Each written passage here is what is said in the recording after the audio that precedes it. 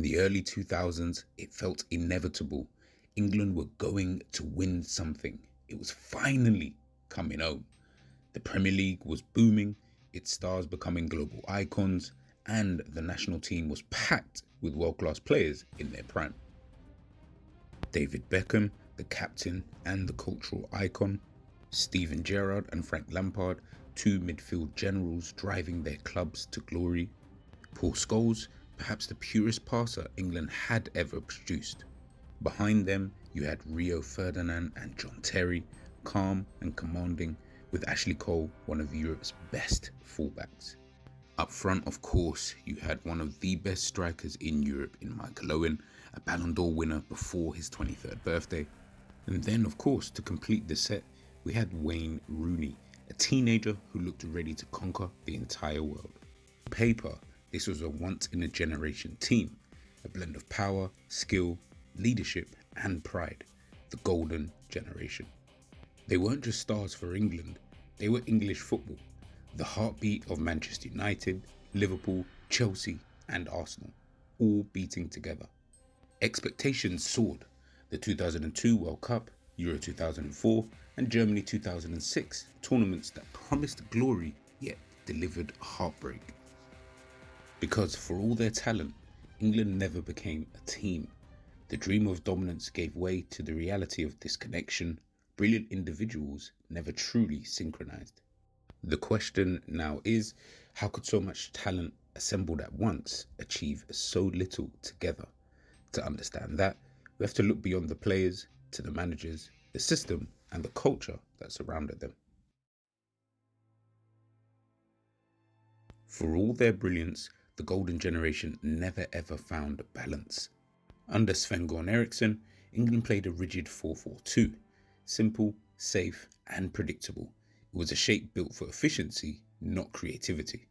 Gerrard and Lampard, two of Europe's finest midfielders, were asked to occupy the same space, doing the same job. Both wanted to drive forward, neither was built to hold back. And then, of course, there was Paul Scholes, the one player who could orchestrate from deep, forced out wide to make the numbers fit. On paper, the lineup looked world-class.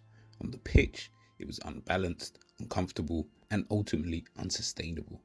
England had players for every scenario, but no system to bring them together. The football world was evolving. Spain's possession, Germany's structure, and France's fluidity, yet England stayed loyal to tradition. There was no long-term vision, no unified philosophy, just faith in the individuals as if talent alone could win tournaments. And when the tactics failed, the culture followed. Inside the camp, rivalries ran deep, the Premier League had become tribal, and so had England. Instead of unity, there was unease. Instead of chemistry, competition. Every training session was charged, not with togetherness, but with tension. And outside the camp, the pressure was relentless. The tabloids waited for any sign of weakness, any headline to sell. David Beckham's red card back in 1998, Wayne Rooney's red card back in 2006, and the constant Gerrard and Lampard comparisons. The narrative was always personal, one-to-one. It was never a collective. England seemed to play with fear of failure, fear of ridicule, fear of being the one to blame. And so the golden generation, full of champions, captains, leaders, became paralyzed by expectation. The problem wasn't just tactical, it was psychological. They didn't fail because they lacked the skill to do so. They failed because they lacked connection.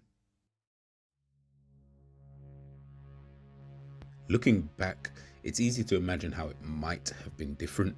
You could have played three at the back, with the five in midfield, the Scholes sitting deep, dictating the rhythm, Gerrard and Lampard given the freedom to surge forward, Wayne Rooney high, where his energy and instinct could disrupt defences.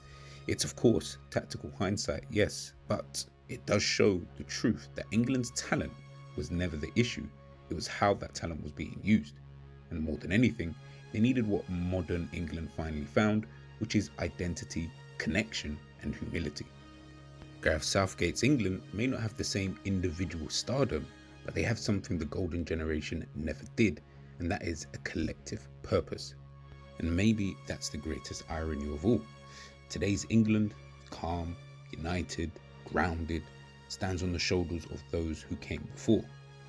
For the likes of the Gerrards, the Lampards, Beckhams, Scholes and the rest, their story was never truly about victory, it was about transformation. They showed England what greatness looked like, even if they never showed what it won. And as of now, they stand on the touchline as managers, guiding a new generation. Perhaps they've finally found the thing they were missing all along, which is perspective. The golden generation didn't fail, they just came too soon. They were the bridge between the past that was and the England that finally learned how to believe again.